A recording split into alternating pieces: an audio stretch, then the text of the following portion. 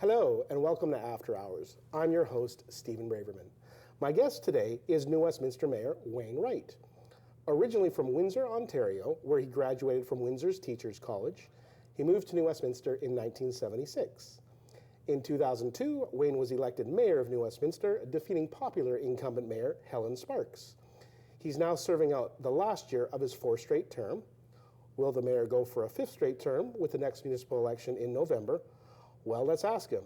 Thanks so much, Mayor Wright, for being my guest today. Well, it's a pleasure to be here, Stephen, and I'm looking forward to speaking with you. Well, I brought up the question. Yep. You know, it's an election year. Right from the beginning, and I get it, quite frankly, I get it daily.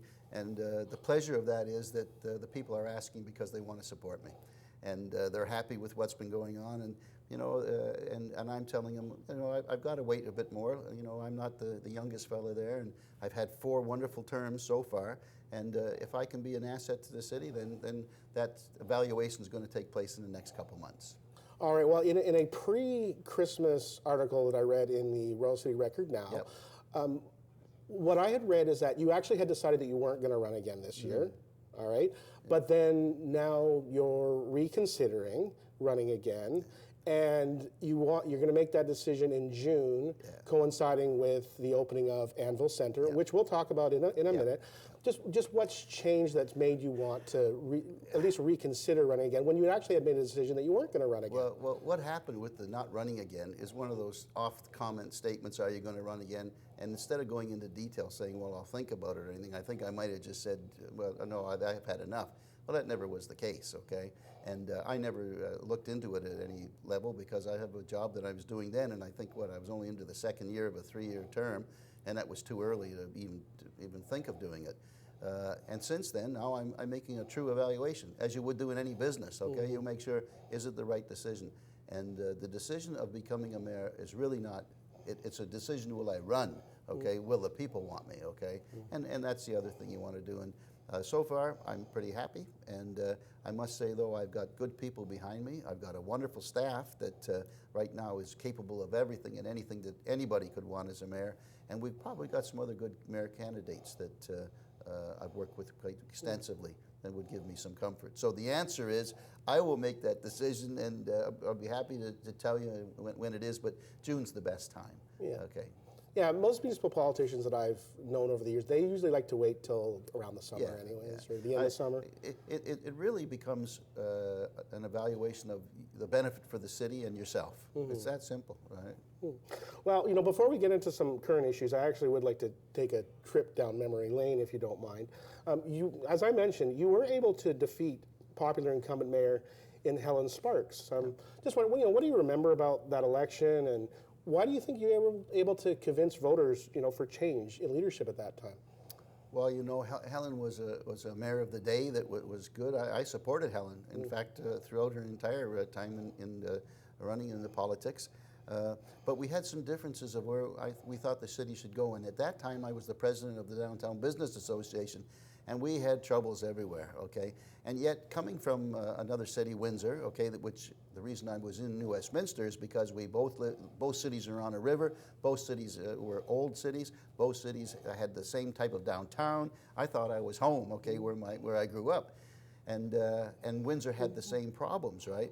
And I thought that, no, we're going to have to do something to change that. And so I brought some plans forward, and they really weren't looked at very positively. Those same plans are the ones I'm using today. The same plans are the ones that you see the changes in that city, and the same plans are the ones that are making that city one of the finest places for anybody to come and live. Yeah. And there's more to come. Great, great. Looking forward to it. It's funny, you read my mind almost for the next question, because I did mention that you're originally from Windsor, Ontario. Yeah. What brought you out west to BC, and why'd you stay? Well, it was a family situation, and we came out here, and I actually was thinking of going back to Australia because I had came from Australia, and I had come back to Canada for a company and worked for, I think, 5 or 6 years, and then I wanted to go back because I have a lot of Canadian friends there. That's why people see me go back to Australia so often. I find Australia will be my, as a good Canadian, what do they call us for going down south? Snowbird. Okay, well, my snowbird place is Australia. I stay on the airplane a little bit longer, but then I'm back almost to home with a better temperature. So I came here and then I landed. When I landed, I came to New Westminster, and when I decided I would stay here, okay, and change my career and everything else, I looked at many places to live. But my wife was from New Westminster, and so she said, I want to stay here. And quite honestly, I wasn't that enthralled with it, because the West Coast, when you look at places, you want to be on the water or you want this. So we made that decision, and I've never regretted it, because it was close to the airports. I did lots of traveling at that time. And I also had the ability to go any place I wanted in the province for about 2.5 to 3 years. I learned how to salmon fish. I learned how to ski. Because I had some businesses back east that had to be sold, and it took me that long to do it, okay? So I got indoctrinated into this place, and I've loved it ever since. Well, I have to agree. New Westminster's a pretty easy place to fall in love with. It's a community first, okay? And that's been the driving force behind everything that I've been trying to do. Yeah. All right, so I do want to get into some capital infrastructure projects. We did mention Anvil Centre before. Tell me all about Anvil Centre. I really honestly don't know that much about it. Well, Anvil Centre is a unique opportunity in the city, and it's right downtown on the corner of 8th and Columbia, a very important place in the city, and especially in the near future that you're going to see, and I think we'll talk about it, and I want you to ask me in a few moments about Wait for Me Daddy, okay? Okay. So anyway, the Anvil Centre, we had some funding that was coming from the government and from the Lottery Board, because of some changing in our licensing. So there was going to be a specific amount that was coming, and we had to spend that within a certain amount of time for certain things. And one of them was a conference convention center, art center for the city, museum center for the city. So with their money, we are able to build this, and it is magnificent. So what will happen is we will have a conference center there and be able to hold conferences between up to 500 to 800 people, okay? And then the other part of the Anvil Centre will be for the general public, which will show their museum. The National Lacrosse Hall of Fame, okay, will be in there. And then an art composition that will be to show local people's arts, as well as bringing in some of the more, because we built to a standard, an A standard for this facility, we can bring in art exhibits from around the world. So Little New Westminster will be probably one of the most high-tech, and I'll tell you, talk about lovely. You get a crew out there, no one's going to surpass this for many years. It's a beautiful looking building, and it's in a terrific location. Absolutely. Right on Columbia Street, right across from New Westminster Skytrain Right on Station. the Skytrain, that's right. Yeah, yeah. And it's not without its controversies, because it is a very costly thing. It's approximately $60 million. But I tell everybody, remember, this is money that we wouldn't get, and the government's been very good with us to be able to give us this, to have it. And I told them, I'm going to spend it, okay, and I'm going to do it the right way. And there might have been some thought, could we do it that quickly, okay, with everything that we've been doing? And we're right on time, okay, and we're pretty much on schedule, I think, for the opening of June. Yeah. All right. Well, I want to continue down memory lane again, if you don't mind. No. Literally, I want to dredge up an old issue. Yep. But it was one of my favorite issues to cover back when I was a reporter for Sterling News Service, the Braid Street Bailey Bridge. Okay. All right. Here's the setup for those who do know or don't know about the Braid Street Bailey Bridge. So I'm gonna explain it the way that I remember it. You can correct me if I get any of it wrong. But I did cover it when I was a reporter. Sure. So the city of Coquitlam went and widened United Boulevard to probably what could be about 4 lanes, right? Probably 6. Maybe even 6 lanes. Yeah. They widened United Boulevard all the way to the Braid Street Bailey Bridge, right? Yeah. Which borders on New Westminster. Yeah. And United Boulevard, there's a lot of big businesses around there. The casino's on there, Waste Tech, Air Care, the Winners, and what have you. Anyways, so the city of Coquitlam went and widened this bridge. And they widened the lane. And they kind of did that really, expecting a new bridge to replace the Bailey Bridge to allow traffic to flow through to Braid Street better than, a single lane Bailey Bridge. Well, what happened is that after building the road, it was the city of New Westminster's turn to decide whether to allow the Bailey Bridge to be replaced. And New Westminster City Council at that time said, no, we're not going to allow this bridge to be replaced. So the city of Coquitlam took the city of New Westminster to court, And I actually remember going to BC Supreme Court in downtown Vancouver and watching two high-priced lawyers from each side duke it out. And at that particular time, the city of New Westminster lost, right? Yep. They said no, you can't Right. say well, no, you can't replace that bridge. But then I believe that the city of New, and the reason is that there was a concern for traffic issues and hazards being that close to the railroad tracks. But then it went to appeal, and then the city of New Westminster won, I believe. And I think that's sort of where it stands, because we still have that single lane Bailey Bridge there. I don't know. Any way that you guys would consider allowing a replacement of that single lane bridge? Because there's a lot of, it might actually be an improvement to allow more traffic to go through there. You know, Stephen, it is, you know, I have spent so much time, and I am spending so much time right now on this particular situation. And for me, it's not about the changing of the Bailey Bridge. It's by putting the traffic patterns and the traffic transportation system for the general region, for Coquitlam, for Surrey, for New Westminster, for Burnaby, for everyone, and put it in place properly. And to do that bridge, everything that's come back to us from the engineering resources, that's come back from the safety issues, it doesn't do anything, okay? Which is really unfortunate. What's happened with it is, out of the 10,000 vehicles that are crossing it, it's only at the peak hours, which I know is bad enough that it backs up, but that bridge was supposed to be for the truck and for the commercial traffic, all right? And instead, we've got 9,000 plus cars coming over it all the time as the shortcut to go through that area. But we've just spent, the government's just spent on the King Edward overpass, $20 million or something that nobody's using, okay? So this is still controversial. However, you're the first one to ask, and I'm going to give you one of the answers to it. We are now working with the Port Authority. We are now working with the TransLink people. We are now working with the city of Coquitlam to take and not have a bridge at all, and we'll put it through the Canfor lands. That's what we're asking for. This is not known generally, but I don't think it's any secret. And if you looked at the place, and I've looked at it pretty closely, we want that studied, and they're doing it as we speak. So I will have that back on my desk, I think, January, March, April or May. And if it does, then we will all be happy, because there won't be any bridge. There'll be lots of traffic to go through. However, it'll be better for the industrial traffic than it will be for the ordinary car buff. Well, thanks for the scoop. I wasn't expecting it. There's nobody that's the newest information that there is. And I'll probably be in trouble for telling you, okay? Oh, well, so I owe you one. Thank That's you. okay, yep. I really appreciate it. At least there's now a traffic signal, a traffic light at the Bailey Bridge to allow traffic to go either way. Because you know what, I used to go over that Bailey Bridge. There was no traffic signal. That's right. You had to just kind of look and see, is there any traffic coming? Because it's a single lane bridge that with traffic going both ways. The problem with it right now is that it has a lifespan of about 24 to 30 months, okay? We've taken the heaviest trucks off of it, okay? And again, we're into discussions with all the people that are the commercial people, the industrial people. That's the lifeblood of that area, okay? It's not for car traffic as much.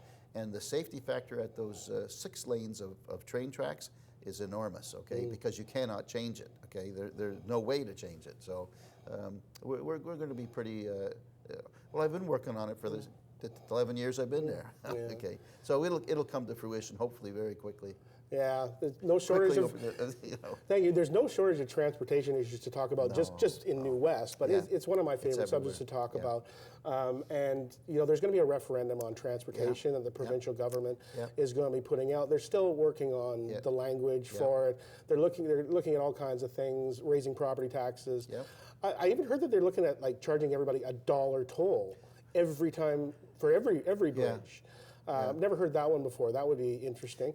What are your thoughts on this? Well, you know, you bring up a good, in fact, that's a really terrific question, because it's probably the most important regional question that there is. What do we do with transportation and traffic, period, okay? Forget about the Patella Bridge or the Braid Street Bridge or the individual things. What about the entire package? Now, to mention $1 a visit or a transportation movement, I'm not sure that's really valid, because you don't know what it is. It might be it's 50 cents, maybe it's $1.50, but it should be studied to what do we do if we spread the pain over everywhere. But I can tell you that the mayors, and the only thing that we get the opportunity to do is say with the property taxes, that's it, okay? We have no idea and no input into the TransLink organization itself. We used to be the board. It's now a private board. And so our job is to say yes or no to the budget that they put forward. And the one thing we're adamant on, we're not going to have any property taxes. So it's incumbent upon the government and TransLink, when they're working together, to give us the idea of what and how they're going to fund this, because they need funding. And we want to have that transportation TransLink system working at its utmost and best. And around the world, it's looked at as being one of the best in the world. Believe it or not, as much as the people whinge here and that, it's noted for being very good. However, it lacks funding. Okay. Just last Monday, Council made a decision that you want to talk to Premier Christy Clark about tolls. Yeah. What is it specifically you want to talk about? Well, it's not just on tolls. We want them to see the traffic and what's been going on, because when they built the new Port Mann Bridge, they didn't connect it to the South Fraser Perimeter Road until 172nd, okay? Well, it doesn't work, okay? So all those trucks are coming over and beating up that Patella Bridge that everybody's worried about. And if you take your car across there, you tell me if you want to be there when there's a truck, okay? The Patella's a white knuckler. Okay, but it has been, when this came up for me originally 10 years ago, I had people from the valley that were old timers. I don't know if they're still there or not, or still alive, because they were old when it opened, okay? And they said that bridge always was a problem, even in the first opening with the the configuration of the traffic coming on. We want to see it and tell them we want to work with the government to get this done, but it's not for the city alone of New Westminster. It's for the region and what's the best place.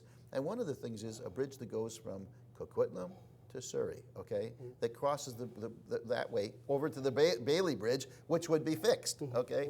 So if you look at the big picture, there are answers that we might be able to help them with. Costly, there's no doubt costly, but I'll tell you, with 1 million people coming here, transportation will always be, and if you look around the world, that's the problem that all cities have. You got to be 50 years ahead of your time.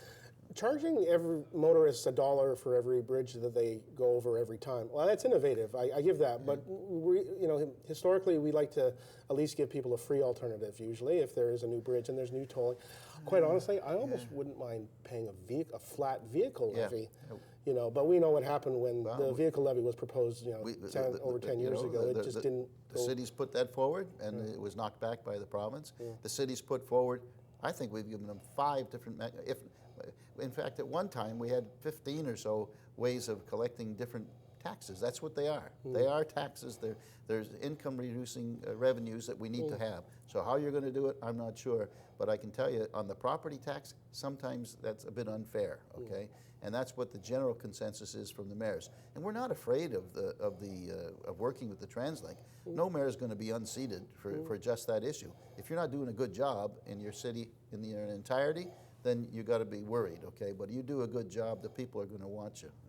Continuing on the theme of transportation, which could go on for... Yes, it could. We could talk about this for hours. I do want to talk about New Westminster Skytrain Station and the shops at New Westminster Station. I mean, talk about from nothing to a hub of retail activity.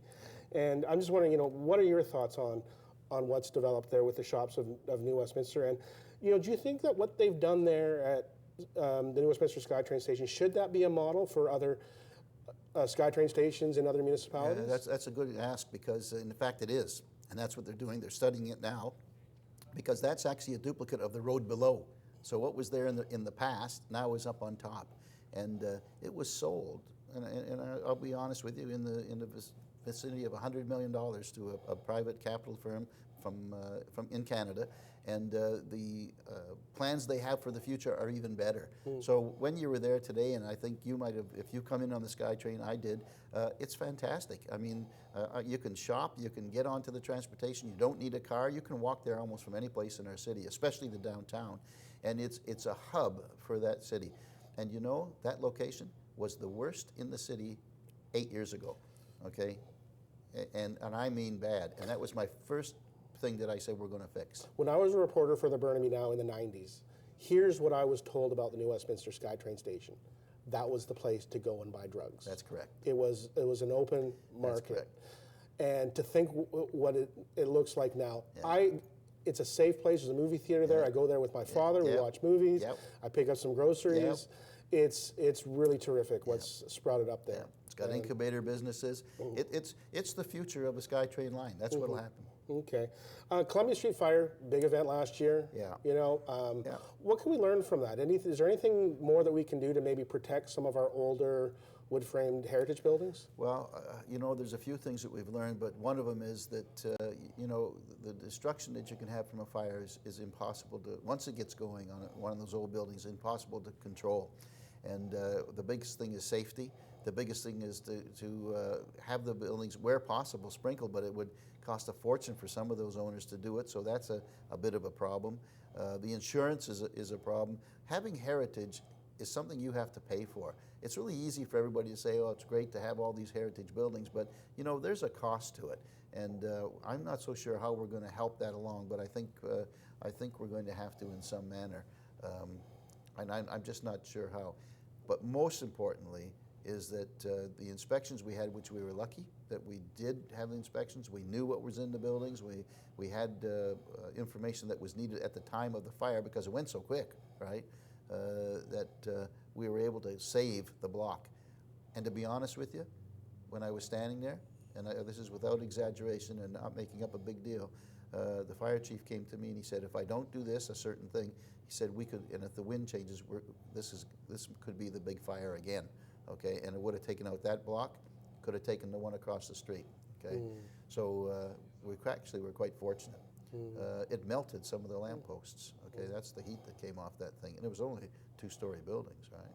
It breaks my heart to see New Westminster lose a building like that, but Yeah. and if I could wave a magic wand and have it back again, I would, but I can't. I'm trying to look at this as a positive thing. Yeah. Columbia Street's going through a revitalization.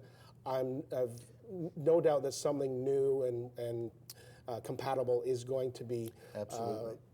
constructed to replace it, and I'm looking forward to that. You know, I'd like to tell you something else about Columbia Street. You know, it was the place in the 20s, 30s, and 40s. And then came the advent of malls, like any other city, like my old city in Windsor, same thing, destroyed it, right?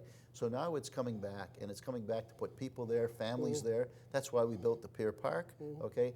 And the newest thing that's going to happen is a thing called Wait For Me Daddy, and we can talk about that later, and it might even be a good thing for you to do a little bit more information on it, because it's going to be something for the entire province. Well, the mayor's giving me a project. I can't say no. It's good. You know, Surrey Fraser Docks Terminal. Yeah. Yeah, coal export. coal, Quick, yeah. well, I read that they want to increase the export there to 8 million tons. What do they do now, approximately? I have no know? idea of the total Okay. amount, but what happens is they don't do coal there. Okay. And that's the problem. And the problem that they have, we had what do you call it?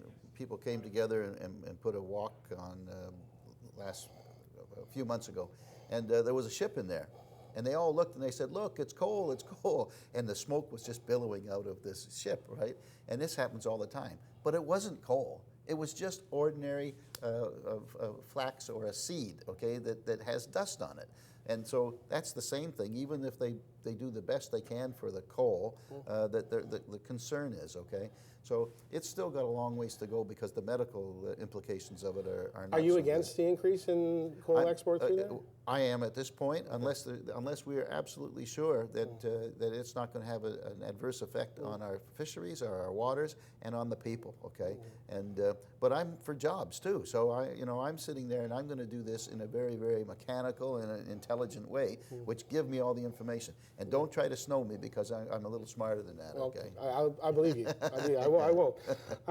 In that article I read, the pre-Christmas article, you said one of your biggest regrets on council has been to do with the increase in the height of storage containers in Queensborough. Yeah. Could you tell me a little bit about that? I actually don't know that much about that one. It's an oddity. We have a situation where the Queensborough lands themselves, where we're putting much of our housing, has been it's zoned. Actually, you can have some industrial uses. And one of the industrial uses that was put on there is containers that are used at the port facilities, okay? So here we got them in our neighborhood now. And at this time, when you were speaking, they were 4 and 5 and 6 high, which meant it bigger than the houses, overlooming the houses. And that was never our intent, to have anything like that happen on those lands. So now I'm forced with the council to try to figure out how can we take this back and really, because people have made investments in their homes, but people have also made the investment in these storage places. How are we going to fix it? And quite frankly, it's on the top of my plate that I want that done, because a neighborhood is what we're building for, and we're going to have to accommodate those tin cans someplace else. Another issue, train whistle bans. Or train whistles. I read also that people ask you more about train whistles than anything else. What's the possibility of seeing a nighttime whistle ban? I'm not sure about the nighttime with it, but we have just signed last week the MOU, the Memo of Understanding with the railroads and with the Port Authority, that we're coming through and how we're going to do the first 7 whistle cessation locations, okay? And it's costly, it's in the millions, but it'll bring peace and quiet to the downtown area first, and in the Queensboro area, and then we'll go out to the east side of the city and do those. I understand the railway was there first, but this community... No. Or was it? Oh, the community? Okay. Not in New Westminster. Okay, maybe not in but I mean, this enormous community has grown out of there. So, thank you. Sorry about that. No. When a train whistle blows at 4 in the morning, you're not waking up a few hundred people. You're waking up quite a number of thousand people. Stephen, I have sat there with, like this with human beings, and I asked the people, the fellows who are from the road, I said, why are you putting a whistle that you have to blow at 3 o'clock in the morning when we know there's nobody up in the city? We're all getting ready to sleep and have a good day, and the kids are getting their good sleep to go to school, okay? Why are we putting the moose whistle on at that late? Because that's what it's for. It's for the prairies, okay? Whistles were not made to put into the middle of a city, right? And so there's lots of alternatives, I think, to have this stop. We're going to do one of the more costly ones just to get it done. But there has to come from the railroads themselves and the government of the day, okay? And it's really easy. And if we have some fatalities at the worst, well, then that's one of the risks, right? But, we haven't had any. And the whistle hasn't stopped any of them, I don't think. I'm running out of time. I still want to get into a couple of more quick issues. Since you are mayor, I'd like to ask you this question. So Toronto Mayor Rob Ford dominated the news in last year for unacceptable behavior as a mayor. Here's my question. As a BC mayor, do you think we should change the Municipal Act and the Community Charter to allow councils not to just strip powers from a mayor, but actually remove a mayor from council for inappropriate behavior like Mayor Ford's? Well, personally, probably I do, okay? Because, again, I'm never afraid of anything that I happen to do or get involved in or be a part of. And as long as the explanation's there and the proof is there, and if it was as bad as it might, at a certain level, then he shouldn't be there. How do you lead? Okay, our job is to lead, right? Unfortunately, we're out of time. We'll have to pick up on this list a little bit later because there's a few more things. So I just want to thank Mayor Wright for being my guest today, and good luck with the rest of the year. Whatever you decide, you will be remembered as a really classy mayor who was responsible for shaping New Westminster in a wonderful way towards a positive future. I really want to thank you for being my guest today. Thank you. Glad to be here.